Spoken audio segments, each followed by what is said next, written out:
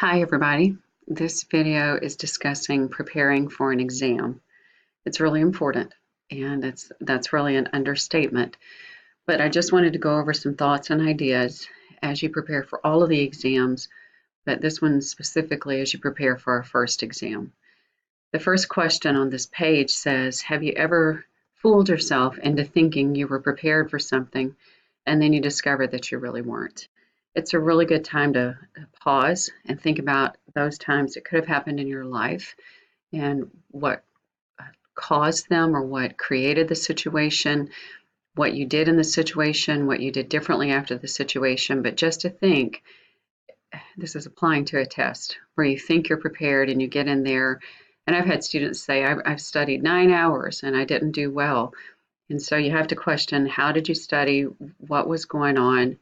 And how could it be done better? So as we finish or as we go through this information, that hopefully you will understand that you've got a plan for effective studying. It's just like anything else in life. It's not going to just happen. You got to make a plan, and that you can identify good study habits as well as identify problems that use the given skills or the concepts. We'll talk through a lot of things starting right here of making the most of your time, the most of your studying and the time while you're studying. Remember, you can pause this video. You can take screenshots of this video. I'll read a lot of it, but I won't read all of it. So making the most of your time. It is interesting to not, and again, this is an opinion and it will show you where this information came from. You can always Google more, or maybe not Google, search the internet. You can look around anywhere. But don't study for more than 45 minutes at a time, and make sure you take some breaks. But even before you start studying, you need multiple study opportunities. You need to be talking to family, your jobs, and as you're looking at preparing for a test, what can you do that week ahead of time to block out some more time?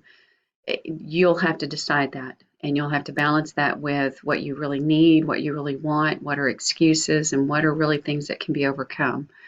Can you ask for time off between now and the test and then work more after the test? Can you call in family members and ask them to keep your kids? Ironically, one of my best places to study working on my doctorate was Chuck E. Cheese. I knew that my daughter was safe. She could have fun running around. I could give her 10 tokens. She could run around like crazy. And I could get a lot of mundane time at Chuck E. Cheese. We could stay there for 3 hours and I would knock out a chunk of studying. You got to figure it out, be creative. You need a space or spaces. You've got to minimize the distractions, social media, cell phones. You've got to make a decision on that and then stick with those. You've got to minimize or eliminate those distractions. I don't think you'll ever have an ideal study time, and you can't let frustration dominate your study time, but just keep pressing through. So in the second bullet, do recognize if you're becoming frustrated, tired, or hungry. And then the third sentence down, taking a break isn't the same as quitting, right here. And do plan your time strategically. It is most effective to schedule time as soon as possible after class. You'll hear me in class say, I really think you should go to the tutoring center before class and after class, and that you should schedule appointments, you should do walk-in. You've paid for that. You've paid for that at all of our campuses and centers. Maximize that where you're there with humans to help. And then it tells you a little bit more like, do as much as you can, and the last night of before the test shouldn't be the main part of your study. It should be a review, going back over what you have worked on that week. That's the best way to retain and know and be prepared and most confident. There's a story about Ed and Nick where they repurposed their 5 hours, and it comes down to that redistributing your study time can increase your learning and retention. Just being aware. And make the most of getting help, whether it's at a tutoring center or wherever. The second sentence says you should always prepare before you seek help.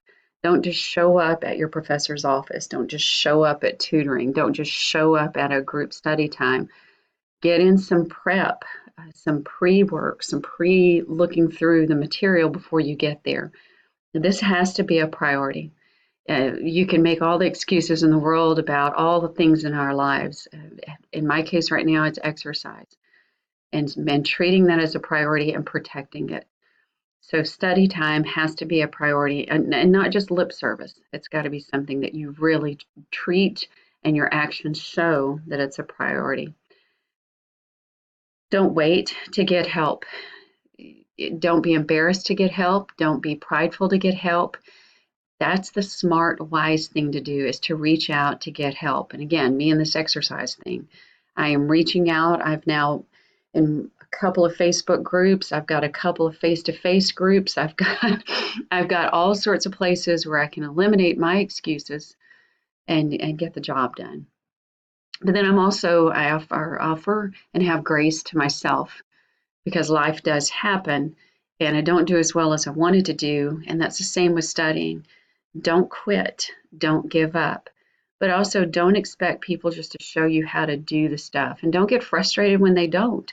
They're really helping you, because at this last sentence, it may be frustrating, but some level of frustration is really part of learning. It really is. Ask about concepts. Don't just ask about steps. Steps are great. Steps are important. Steps can be memorized. But if you see the whole picture, the concepts, you're really learning. And remember that there is a social and emotional side to learning. Get comfortable. Get out of your comfort zone so that you can get comfortable with people in your class, your professor, your study group. Learning the tutors by name. You got to break through, and that's where I am, trying different stuff with exercise. Probably enough on the exercise, but I'm trying different things, different types of exercise, just stepping out there. And it's hard. It's embarrassing, and it's easier to just sit on the couch and eat potato chips. And that includes the studying, it includes the exercise, it includes a lot. And so down here, make the most of what you study. And I want to go right here to self-assessment requires honesty. And it's hard. It is so hard. It's just easier to go on through life and not stop and take inventory. And before I leave this page, I will often hear students say they have math anxiety. I'm going to scan some stuff and upload it to, depending on where our class is and what I have with you in a class. Because a lot of times, and I'll read the first part of it, is a lot of times it's the first step to distinguish between two types of anxiety. Number one, if your anxiety is really a direct result of lack of preparation. Because if it is, that's not anxiety, that's something you could have controlled. And so you really have to do a self-inventory of where are you. And here's a good way to do that, looking at the cop-outs. I want to point out the most popular, the top 10, no, the top ones that I hear, and it's right here at the end of the first one. I really know what I'm doing. And if you can't explain it to someone else, you really don't know what you're doing. And you need to get to that point and fight through, work through, because when you can explain what you're doing, you're ready for the test. The second sentence, second bullet, second sentence, I don't need to actually do the problem. That's a lie. You've got to get in there and get dirty, and you've got to get involved. And then down here, we just did, this is the fourth bullet, last part of it. We just went over this, so I don't need to review it. Yes, you do. You need to go back over it, and if then you really understand it or really are comfortable with it, but don't assume. So right here, if you were depending on someone else to do this for you, you would expect, and this is true for me in class, when you come to class or when you see me online, you expect for me to be prepared and really know how to do what I'm doing. And if you demand that of me and others, then you need to demand that of yourself. And so here are some ways to avoid the cop-outs trap. I'm going to read all of these. Just looking at a problem is never enough. Always do it by yourself from start to finish. And don't look back in your text.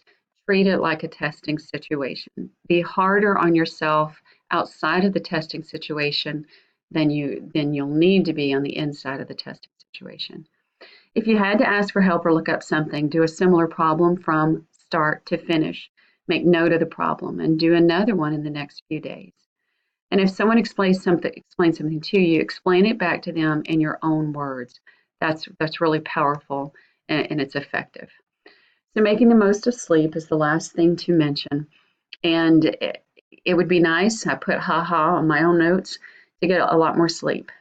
But reality is we have jobs, maybe a couple of jobs, and we have families, or you have obligations with siblings, many multiple things pulling at you in your life. Again, you've got to make your class a priority. But do know that if you are and can get some sleep, it is believed that deep sleep is critical in allowing the brain to grow what you looked at during the day. I like the last sentence. It doesn't mean that you should sleep through class. I'll just reiterate, do make a study plan. Put it in your calendar, break up the lessons. I'm going to do this on Monday, this on Tuesday, or this on Monday morning, this on Monday afternoon. Do work your plan. Do multiple things to protect the plan. Getting outside help, which can mean multiple things for you. And if you don't have a lot of support, then you just fight for everything you can do. And you may not be able to make an A in the class, but if C means you can get out of the class, then be able to get out of the class. And adjust your plan when it doesn't go according to your plan. And I just want to encourage you bunches to say, keep pressing on. What helped me get through a doctorate and through a dissertation is the phrase, how do you eat an elephant? You eat it one bite at a time. And that's this course. That's probably multiple things in your life right now. But keep pressing on. Keep taking bites of that elephant in chunks and keep moving forward, and have grace for yourself. And I wish you the best.